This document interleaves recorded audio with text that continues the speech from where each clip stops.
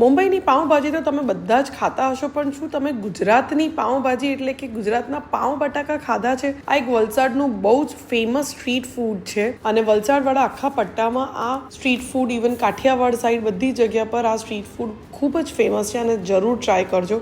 ઘણા બધા લોકો આને બ્રેકફાસ્ટમાં લેતા હોય છે અને તમે ઈચ્છો તો આને ઇવન લંચ યા ડિનરમાં પણ સર્વ કરી શકો છો. મને આ બહુ જ ભાવે છે. સૌથી પહેલાં એક પેસ્ટ બનાવવાની છે. એના માટે બધી જ વસ્તુઓ ખાંડવાની છે. એમાં લીલા મરચાં, લસણ, આદુ, ઘણા બધા ધાણા, મીઠું, ધાણા જીરું, લીંબુનો રસ, આ બધી જ વસ્તુઓને એકદમ સરસ ખાંડી લેવાનું છે. એકદમ અધકચરું થાય એવી રીતે એની ખાંડેલી પેસ્ટ બનાવવાની છે. હવે એનો ફાઇનલ તડકા કરીશું. એક હાંડીમાં તેલ લઈશું, એમાં જીરું નાખીશું, થોડા આખા ધાણા નાખીશું, તજ, ઘણો બધો લીમડો ને આપણે જે પેસ્ટ બનાવી હતી એ એડ કરીશું.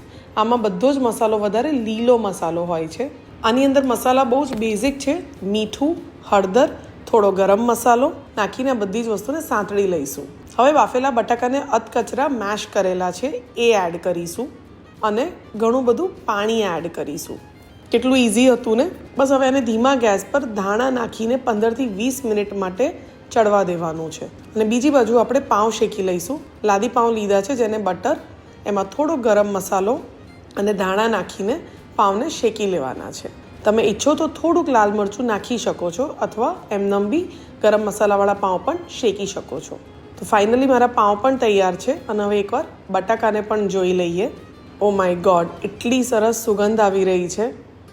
તમે જોઈ શકો છો થોડો રસો પણ છે અને ઓઇલ પણ થોડું રિલીઝ થઈ ગયું છે. અને આ બને ત્યાં સુધી એકદમ ઢીલી જ હોય છે. જેમ ભાજીનું કન્સિસ્ટન્સી હોય એવી જ કન્સિસ્ટન્સી આની હોય છે. બસ હવે આને ડુંગળી અને લીલા મરચાં સાથે સર્વ કરવાનું છે. Oh my God, I M just લવિંગ ઇટ. આને જરૂરથી ટ્રાય કરજો અને મને કહેજો કમેન્ટ બોક્સમાં કે તમને આ રેસીપી કેવી લાગી. એન્જોય.